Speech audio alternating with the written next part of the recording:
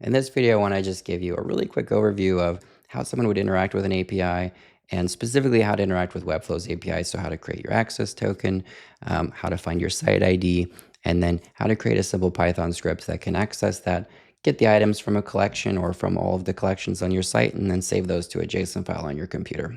So the first thing that we're going to need to do is to create an integration for our site. So if you come into Webflow and if you're logged in, you can go to View Dashboard and go to the gear icon to get to site settings. Now, when you're here, there's two things that you're going to need. The first thing is you're going to want this site ID. So if you scroll down to the overview section of general, you'll see the site ID right here. So copy this and paste that into a text file somewhere. And then the second thing that you're going to need to do is go down to apps and integrations. And here where it says API access, you're going to click generate API token. It's going to pop up with this. You can give it a name. I named mine demo. And then to keep things simple so that you're not concerned about doing something that you don't want to, I would suggest just giving it read-only access to the CMS and read-only access to sites. If you do those two things, give it a name. I'll just call it demo 2 so you can see what the next screen looks like. And we click generate token. It's going to give you an API token right here. You want to copy this, put that in the same doc that you have the site ID for. And then once you click this button, you won't be able to see this again. So if you do lose it, you're going to have to delete this and then create a new one. In this case, I'm going to X out and I'm going to revoke that one because you've already seen it, so it's no longer a secret. So now that we've got the information we need from the Webflow side, we can come into a code editor or a text editor, and we can start actually setting up our demo to work with the API. So you're going to want to have a .env file to manage the secrets. So in a sample of the .env file here, you would paste your Webflow secret when you generated the API access token. You would paste that right here. And then the site ID that was on the general page of the site settings, you'll want to put that here. And when you've done that and you click save as a .env, not as the sample, but when you've done that, then that will be accessible to the script. I'm going to go ahead and delete that file to clean things up a bit. And now here's the file that I've written for this demo. And I'll just walk you through it line by line in a second. But first, let's just run it and see what happens. So if we run this file, we see we get 3 collections. We get blog posts, which has 12 items, and this is the collection ID categories with 6 items, collection ID events with 5 items, and collection ID. And then we can go back here to the site and let's see, open site, get into our CMS collection, which is here. And here we can see we have events, blog posts, and categories. Now there's 5 items, 13 items, and 6 items. And if we look here, it said 12, 6, and 5. And that's kind of the first thing here to note is that you can actually query just the live items from the API, which is a nice convenience. So if we look here at blog posts, we'll see that one of these is draft and not live. And that's why it didn't show up in our initial request. And just to show you how simple it is to kind of change things here, if we take the /live part out of the end of this and rerun this, we should get all 13 items. Yeah, so there's all 13 items. So that's just kind of an example of how an API works. It's literally a programmatic way to access an application's data. So now that you've seen kind of what that part of it does, let me show you what's actually happening here that's kind of convenient is that it's taking for each of these collections, it's going through the collection items and it's saving all of that information to a JSON file. So you can see this is kind of a simple way to get your data if you want to work with it with AI or a large language model, or if you just want to create a backup of your Webflow site that you can import into something else easily. Here's a blog post collection, and so you can see we have the ID, the locale ID, the different info from Webflow, and then the body of the post here, main image URL, the name of the post, slug, etc. So you can see we're getting all of the information from Webflow in here. These are our categories.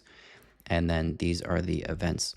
So if we run this, and again, I'll just delete these so you can see that this is happening. So if you keep an eye over here, then when I run this file, it creates blog post.json, categories.json, events.json. All right, so now let's go through this line by line and let me show you what's actually going on here. So at the top, we're importing some libraries. This is just code that's been written by other people that we're reusing. So if you wanted to simplify this, you could just replace this code with your secret key right here. And that would also work. This is not providing anything other than security. So then this is the Webflow site ID. You'll see why we're using that in a second. This is the base URL. This is just convenience. It makes it shorter when I'm putting together the API calls down here. I don't have to rewrite the base part. And then headers, this is what is going to go along with the request. If you're doing this in a browser, the headers are there, but you never see them. However, when we're working with the API, we need to be explicit about those. That's the way of authorizing the request. All right, so we've loaded our Webflow secret. That's what gives us the ability to access it. We've loaded the Webflow site ID. Now the site ID here, if you were to go to a different site, let me see if I have another one in here. Yeah, I've got this Mach2 site. So if I were to change and try to go to this site with the API key that I did for the other one, so let's grab this site ID and we will put this in here. Give me 1 second.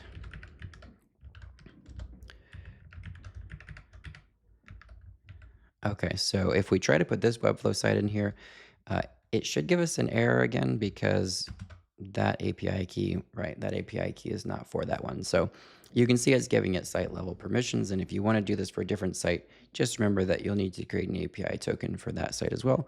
Or you may be able to change the authorization of the API token when you create a new one to cover all of your sites. But we can undo that and get back to where we were. So, all right, we've loaded our secrets. We've got our base URL, we've got our headers. So this means that we can make an API request and we'll get a response back. So now we can go through what these different functions do and then how we call them. So the first function is get collections from Webflow site, and we pass that a Webflow site ID. And then we're creating the URL that we're going to go to, which is base URL /site /Webflow site ID /collections.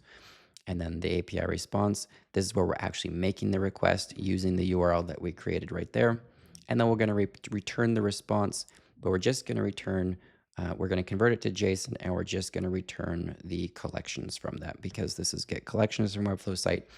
Other things that will be in here are the response code and different things you could use for error handling. But in this case, we're just trying to keep this as simple as possible.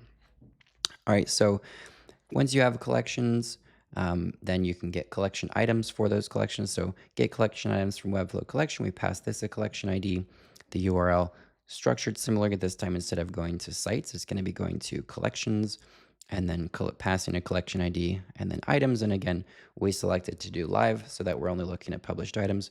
If you remove this, it's going to get all of the items. API response, same thing as up here. We're actually making the request and storing the response that we get from the API endpoint. And then very similarly, we're going to return the API response, the JSON of it, and we're going to get the items from there. Now, in this one is where we're saving the collection items to a JSON file. We passed collection items and a name. That's just what we want to base what we're saving the file as. So then we set that for what we're going to save it as, which in this case, I'm running this from this level up here. So that's why I've added the directory that we're in here. And then collections, because I want to store it in the collections directory. That way it collapses nicely, keeps things clean. And then the name is just being converted to lowercase, and we're replacing spaces with dashes, and then adding the file name extension. So here is where we're opening the file that has this name in write mode with encoding of UTF-8 as file, and then just dumping everything that's in the collection items in there with indentation as 4. If you change indent, it's going to, instead of going 4 spaces for each level, like here, this is 4 spaces, it'll change to whatever you've set it at. Then the last thing here, function-wise, is process collection. In this case, we're grabbing the names to use for saving, and we're grabbing the ID to use as the ID to get the items from that collection. So now collection items is calling the function right here, which is get collection items from Webflow, passing the ID, and then what it gets back from there, which is going to be the items, it's assigning to this collection items. And then if it got collection items back, maybe you have an empty collection is the only reason that this code is here, but if it gets collection items back, print this, which is the heading to what we saw when we ran this. I'm can run it again so you can see this here. So this is printing out the collection items collection ID and these equal signs. So print that out and then go through and save the collection items to JSON file for each collection item. And here's the name. That's what's creating these by calling this function. And then this is the main function. This is a special kind of thing in Python that it only runs if this is the file that is being run itself, as opposed to if this is being imported into another script. So if name is same as main, then collections is get collections from Webflow site, which is the first one up here. So we're getting the collections. And then we're printing, sorry, this header up here, right here. So I misspoke, apologies. This is when we're printing out the line for the individual one. So this is the header, but we print that out and then process collection, passing the collection for collection and collections. But that's it. So now if you take this code and you run it, every time you run it, it's going to go to Webflow and get the collections that are in this site ID. And then once it does that, so that is here where it's getting the collections. And then for each one of those collections in the site ID, it's going to process it. And that's where it's getting the name and the ID. And then it's getting the collection items using this function here with the ID. And then if there are collection items, it's going to print a new row and the name of the collection, the number of items in the collection, and the collection ID. And it's also going to save the collection items to a JSON file using the name of the collection, but lowercase and with replacing the spaces with hyphens. And it's going to save each of those into the collections directory.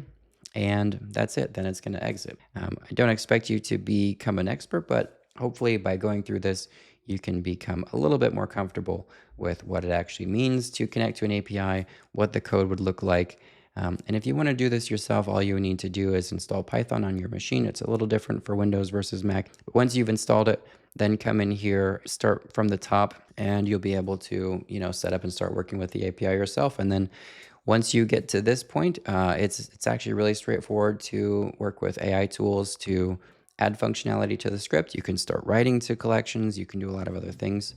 If what you're trying to do is actually syncing data with something else, then I highly recommend you check out WhaleSync, which does a lot more than just reading from Webflow. It actually syncs everything two-way with tools like Airtable and Notion, and it handles all the data types for you in the background automatically. This is actually proactive in so much as it's continuously trying to get back to a state of sync between the tools. So even columns that are auto-generated or auto-updated by the system are going to sync back. And here's on the homepage, if you want to check this out, just a quick demo, you can actually play with this. So basically the way that it works is you type something here, and then WhaleSync is going to take it and update it over there. And if you're over there working and you want to type something here instead, then WhaleSync is going to sync it back to Airtable, and there you can see it updates here. So there you go. That's what WhaleSync does. And if you're trying to actually build something a little bit more robust and production ready, and you don't really want to be managing the code yourself, I highly recommend you check out WhaleSync. It's really cool. It's a really fun tool, and it'll save you a lot of time. But in the meantime, good luck playing with the API. I hope you have a lot of fun, and maybe this kicks off something new for you.